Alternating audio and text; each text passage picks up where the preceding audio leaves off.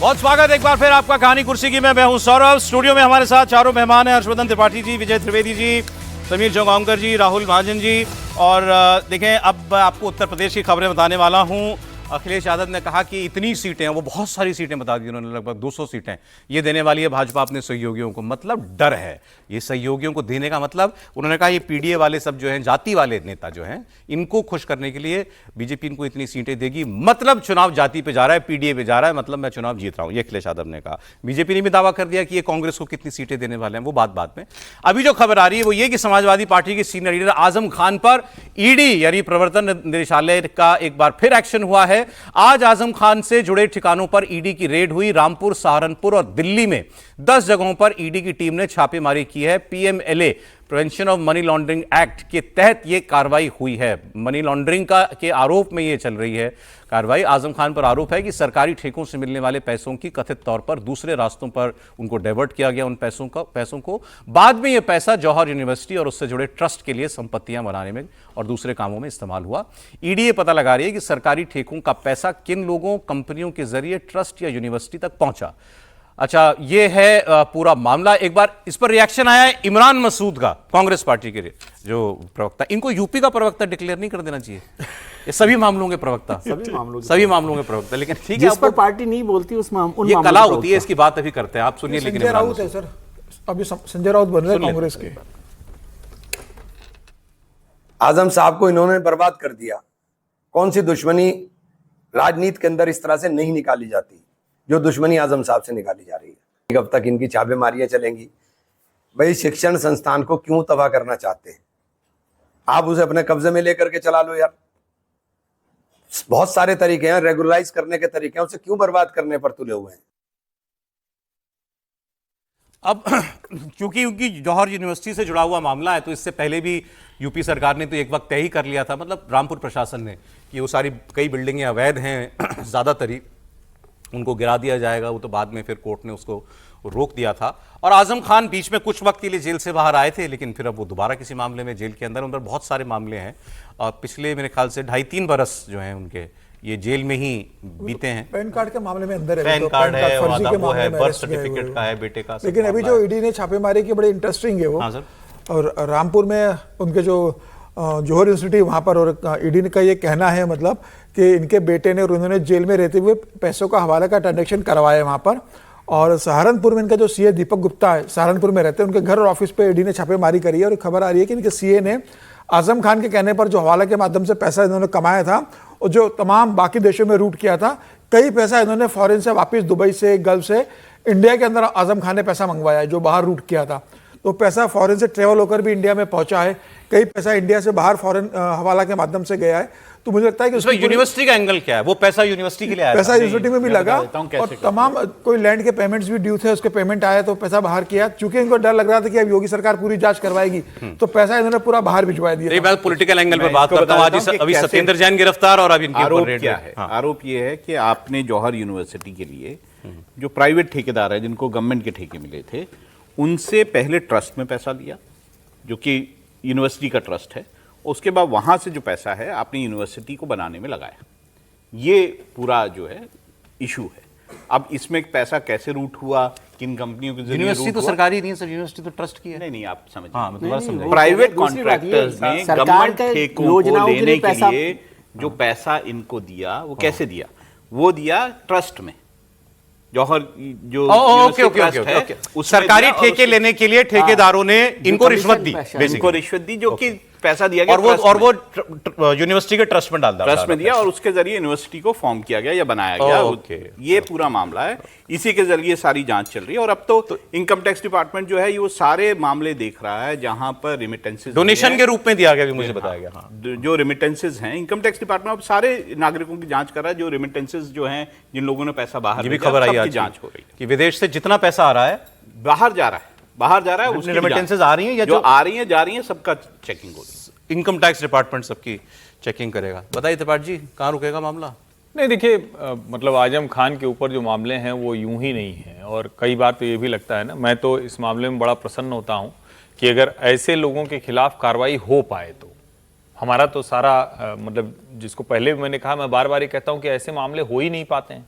अब आजम खान ने जो कुछ किया है उसको वैसे कहेंगे तो भाई इतना बड़ा साम्राज्य बना लिया, सब कुछ है, इतने लोगों की छवि है, लेकिन जिस तरह से जमीनें कब्जा की गई, जिस तरह से पूरा विश्वविद्यालय बना, और रामपुर में तो मतलब कोई भी मामला है तो उसमें आजम खान का नाम आता था। और वैसे वो बड़ा मीठा मीठा बड़ा अच्छा अच्छा बोलते हैं, तो टीवी मीडिया और पत्रकारों को बड़े अच्छे लगते हैं ऐसे लोग, लेकिन ये मतलब वहां लगभग स्थापित है कि वहां जो कुछ भी चलता है वो आया आजम खान चलता है। और कुछ मामले जो इनके खिलाफ हैं वो सीधे सीधे सरकारी फंड को गायब कर देने जैसे हैं। वो ऐसा मामला नहीं है कि कहीं एक दो करोड़ की रिश्वत ले लिए, यानी पूरा का पूरा पैसा ही गायब हो गया, वो कहां गया उसका भी अनुमान नहीं। अच्छा चले अगली खबर आपको बता दो। अखिलेश यादव ने कल क्या किया, उन्होंने पोस्ट किया, इससे इंटरेस्टिंग हो गई चर्चा। इन्होंने कहा कि सूत्रों के हवाले से खबर आई और बड़ी स्वागत योग्य खबर है कि बीजेपी अपनी हार सामने देखकर पीडीए के दबाव में अपने सहयोगी दलों को इधर उधर छिटकने से बचाने के लिए, अब सहयोगी दल इधर उधर छिटकेंगे तो वो टीडीपी में तो जाके मिलेंगे नहीं, मिलेंगे तो सपा में ही। वो कह रहे हैं कि हमारी ओर आने से रोकने के लिए उनको सीटें दे रही है। चुनिंदा विशेषज्ञों की सलाह पर आरएलडी को 73 सीटें। सर कोई बता दें इनको पिछली बार कितनी लड़ी होंगी इन्होंने जब ये सपा के साथ होंगे? 22-23 सीटों 22-23 वो कह रहे हैं 73 आरएलडी को दे रही हैं, मतलब जयंत चौधरी की पार्टी को, सुभाषपा को, ओम प्रकाश राजभर की पार्टी को 39 सीटें, लगभग 40 सीट्स, निषाद पार्टी को 31 सीटें, अपना दल को 19 सीटें। कितनी हो गई सर ये 150 सीटों हो जाए 150 ज्यादा, बहुत सारे सहयोगी हैं। हाँ, वही कह रहे हैं। 150 कुछ सीटें हैं, कह रहे हैं कि इतनी तो ये सहयोगियों को ही देने वाले हैं इस बार। नहीं, अखिलेश जी की बात को सही मान लें तो इसमें आपत्ति क्या है?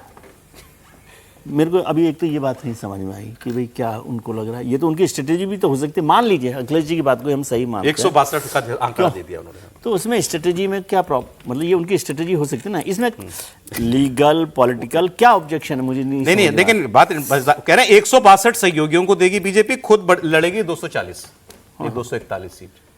ठीक है ना, और रिकॉर्ड के लिए बीजेपी की 255 सीटें जीती हुई हैं। अब वो 200 कोई भी पार्टी ऐसा तो करती नहीं है कि भाई अपनी। देखिए अखिलेश जी ने जो किया तो उसका जवाब भाजपा ने भी इसी तरह से दिया है। भाजपा के प्रवक्ता हैं मनीष शुक्ला, उन्होंने लिखा कि 300 सीटें देने की योजना कांग्रेस को बना रही समाजवादी पार्टी, और क्यों बना रही है उसके आगे वो लिख रहे हैं कि जिससे पनौती का मेडल राहुल गांधी के पास बरकरार रहे। तो जैसी उनके सूत्र मजा नहीं आया सर, वैसे ही सूत्र। देखिए गप तो दोनों है, लेकिन गप बात करने लायक होनी चाहिए ना। आप समझिए ना इसको, क्योंकि ये तो उसी तरह का चल रहा है ना कि आप कुछ भी कह दीजिए, मतलब आप इस तरह की बात कर रहे हैं। और एक तरह से कहें तो ये राजभर जी जैसी आज पोस्ट थी जो अखिलेश जी ने जो किया है। राजभर जी का बयान भी है हमारे पास, सुना दीजिए राजभर जी का बयान। लेकिन जैन जी 73 सीट लेना चाहते हैं, कह रहे हैं अखिलेश जी आपको देने जा रही बीजेपी। गए थे, अमित शाह जी से मिले हैं और मोदी जी से मिल कर के जानकारी किए हैं, तो वहाँ से लौटे हैं बेचारे, तो ट्वीट किए हैं। ये भी लालच पड़ रही है कि बीजेपी गठबंधन में हम भी चले जाएं। अखिलेश जी चाहते हैं कि हम भी चले जाएं, अब इधर सरकार वरकार तो बननी नहीं है, ये भी चाह रहे हैं। वहाँ गए थे सिफारिश में कि भाई सहयोगी दलों कितना कितना दे रहे हैं, हमको भी कुछ दे दीजिए उसी में से, हम भी आपके साथ आ जाएं। आप कितनी सीट चाह रहे हैं चुनाव में? हमारा सीट उठ का झगड़ा नहीं है। देखिए सही बात तो ये है कि सीट का बंटवारा जब चुनाव का बिगुल बजता है तब होता है, उसके पहले यहाँ एनडीए गठबंधन में सीट उठ की बंटवारा नहीं होता है। लेकिन आप चाहते क्या हैं, कितनी सीट पे आप चुनाव लड़ना चाहते हैं? देखिए हमारी चाहत पार्टी को मान्यता प्राप्त दल कराने के लिए, राज्य दल की मान्यता मिल जाए, उसके लिए 13 एमएलए होना जरूरी है। ये बात नेतृत्व के सामने रखेंगे, अब नेतृत्व स्वीकार करेगा तो ठीक है, नहीं स्वीकार करेगा तब भी ठीक है। नहीं ये ठीक है भाई, 13 एमएलए चाहिए उनको, 13 एमएलए के लिए 20 सीट हो जाएंगी, 20 सीट। तो अब ये अब अखिलेश जी कह रहे हैं उनको 39 सीटें बीजेपी देने वाली। एनीवे, लेकिन उन्होंने एक बहस ये छेड़ दी, वो बहस इसलिए छेड़ रहे हैं कि भाई भारतीय जनता पार्टी दबाव में है और चुनाव हारने का डर में वो सब अपना हिस्सेदारी दूसरों को, और वो ये कह रहे हैं कि ये सारे लोग, क्योंकि हमने कल भी डिस्कस किया था, ये सब जातियों के नेता हैं। नहीं, लेकिन जातियों की पार्टियां ये भी तो सवाल है, डर इनको लग रहा हो इसीलिए इस तरह की हवाबाजी कर रहे हैं। वो तो पीडीए पे लाना ही चाहते हैं ना, वो जात पे लाना चाहते हैं इलेक्शन। भाई इनको लग रहा हो कि अब हमारे पास कुछ बचा ही नहीं है, ये भी चुनाव हाथ से निकल रहा है, तो फिर तो इसीलिए तो आदमी सबका, क्योंकि अपनी पार्टी का टिकट बंटवारा तो बताया जा सकता है, दूसरी पार्टियों का जब टिकट बीजेपी ने बंटवारा बताया होगा ना, ये सब पार्टियां जाति वाली भले ही हो लेकिन है तो सब हिंदू ही ना, तो उसी अम्ब्रेला में एकजुट कर रहे होंगे, हिंदुओं को एकजुट कर रहे होंगे। अच्छा चलिए ठीक है। मायावती जी से जुड़ी एक इंटरेस्टिंग खबर है। चुनाव से पहले मायावती जी फिर एक बार ब्राह्मण वोटर की तरफ देखने लगी हैं। उन्होंने बसपा के राष्ट्रीय महासचिव सतीश चंद्र मिश्रा जी को अहम जिम्मेदारी दे दी है। सतीश चंद्र मिश्रा को बसपा लीगल और मीडिया टीम के साथ चुनाव की जिम्मेदारी दी गई है। मायावती जी उत्तर प्रदेश की सत्ता से साल 2012 से बाहर हैं। 2007 में उन्होंने दलित और मुस्लिम वोट के साथ साथ ब्राह्मणों के वोट को एकजुट करने के बाद जीत हासिल की थी। उस वक्त उन्होंने 86 ब्राह्मणों को टिकट दिया था। अभी तो जितने बता रहे हैं ना, ये तो 86 ब्राह्मण बहुत होते हैं उत्तर प्रदेश में। मायावती ने इसको सोशल इंजीनियरिंग बताया था तब। और बीएसपी के टिकट पर 2007 में 41 ब्राह्मण जीते भी थे। 7 ब्राह्मणों को मंत्री बनाया गया था मायावती की सरकार में। लोकसभा में मायावती जी का एक भी सांसद फिलहाल नहीं है और यूपी में उनके इकलौते विधायक का भी कुछ दिन पहले निधन हो गया था। तो ऐसे मायावती जी ब्राह्मणों को साध कर अब चाहती हैं कि एक बार फिर से वही एक्सपेरिमेंट अगर कामयाब हो जाए तो 2007 से 12 में पूर्ण बहुमत की सरकार अरसे के बाद मायावती ने बनाई थी। फिर उसके बाद पूर्ण बहुमतों की सरकार का चलन शुरू हो गया। फिर अखिलेश जी आए, वो 12 से 17 रहे, फिर 17 से 22 योगी जी, 22 के बाद अभी तक योगी जी। अब आगे देखिए जो है वो क्या होता है। और अभी अखिलेश जी भी उनको भी बहुत ब्राह्मण याद आने लगे थे। उन्होंने बाकायदा एक सभा की थी जनेश्वर मिश्र जी के जयंती के मौके के ऊपर। तो ब्राह्मण सबको चाहिए उत्तर प्रदेश में। समीर जी सर, अब मायावती भले ये कोशिश कर ले, लेकिन अब मायावती के बस की बात नहीं है। मायावती का अगर घोषणा कर दे कि मैं चुनाव लड़ूंगी इस बार विधानसभा का और मैं मुख्यमंत्री बनने जा रही हूँ, मैं चुनाव लड़ूंगी, तो भी थोड़ा बहुत उनके डबल डिजिट में सीट आया तो बहुत बड़ी बात होगी। अगर खुद लड़े, मायावती खुद करे ना घोषणा, खुद लड़ती हैं चुनाव। नहीं लड़े ना, क्या दिक्कत है? पार्टी को बचाना तो लड़े चुनाव। वो चुनाव जीत जाएंगे।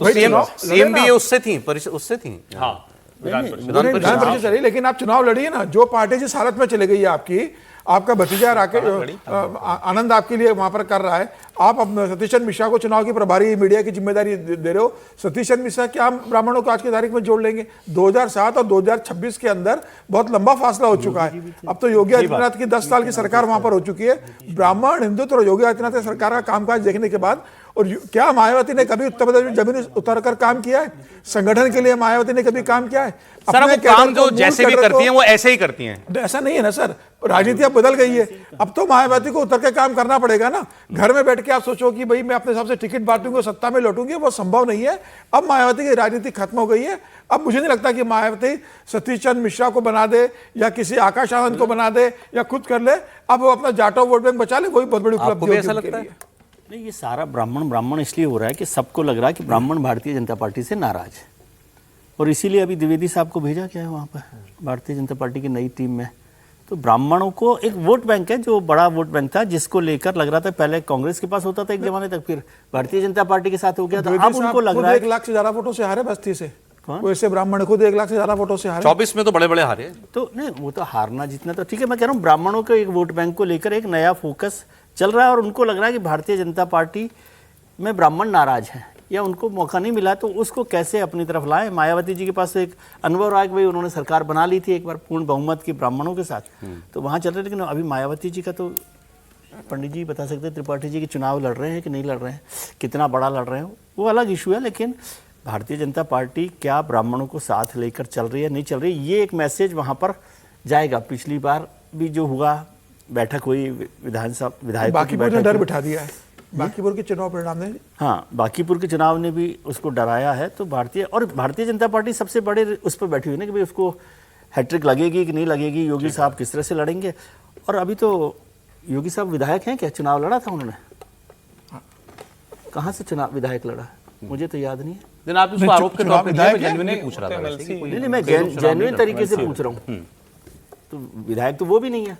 नीतीश कुमार जी तो पिछले 20 लोकसभा लड़ते हैं सभी, तो मुख्यमंत्री तो विधानसभा में वैसे ही मैंने कहा। नहीं, तो ये कहना कि मायावती जी लड़ रही हैं कि नहीं लड़ रही हैं, ये इशू ही नहीं है ना। पॉलिटिकल पार्टीज अपनी स्ट्रेटेजी अपने तरीके से बनाती हैं कि भाई उसको जो लीडर है वो पूरे चुनाव को देख रहा है, अपनी कॉन्स्टिट्यूंसी में जाएगा कि नहीं जाएगा, ये तो होता रहता है। एक वीडियो आपको और दिखा देता हूं मैं, पूरे राज्यसभा में ही रहेगा। अभी आपने देखा था आजम खान पर कार्रवाई हो रही है तो बचाव में बयान देते इमरान मसूद, कांग्रेस पार्टी के सांसद।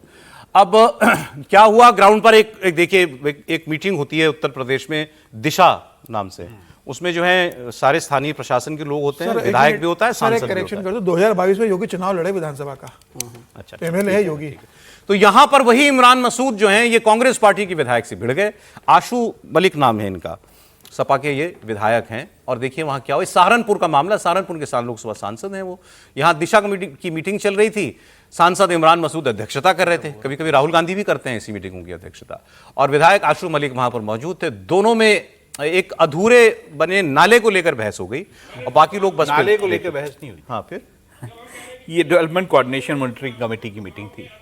अब बहस ये हुई कि जो आशु मलिक हैं वो इमरान मसूद से बिना पूछे बोले कैसे। ये कोई डेवलपमेंट पे बहस नहीं हो रही थी, ये बहस इसलिए हुई। मैं चेयर कर रहा हूं तो आप क्यों बोल रहे हैं? ये किसकी टांग ऊपर वाली ये बहस है। सुनिए जरा एक बार देखते हैं। होती रहती है, जनप्रतिनिधि हैं, सब के अपने अपने विषय हैं और मैं अध्यक्षता कर रहा था तो मेरी जिम्मेदारी है कि सबको बोलने का मौका मिले, बस इसके अलावा तो कुछ भी नहीं। तो आशु मलिक है, वो कह रहे थे कि मुझे बोलने का मौका नहीं दिया जाता। सबसे ज्यादा तो आशु मलिक ही बोले, वहां नियमों में तरीके से बोलेंगे ना तो सबसे ज्यादा तो वही बोल रहे थे, उसके अलावा तो कोई बोला नहीं ज्यादा, सबसे ज्यादा वो बोले हैं। वो ये सवाल उनका नहीं है, सवाल का कोई वो नहीं है। आपने जो विषय उठाया है वो विषय सबका है, आपका अकेले का विषय नहीं हो सकता, कभी भी किसी अकेले का नहीं हो सकता। जनहित का विषय सबका है, तो किसी दूसरे माननीय सदस्य के पास आप भी पूछिए, आप दिशा की मीटिंग है, कोई दिशा की मीटिंग नहीं है। नहीं दिशा की मीटिंग है, नहीं हम नहीं बर्दाश्त, नहीं ये नियम से चलेगी, नियम से तो नहीं चल रही है, नहीं नियम से चलेगी, नियम से चलेगी, चेयर की अनुमति के बिना नहीं, बात करिए। नहीं चेयर की अनुमति के बिना नहीं।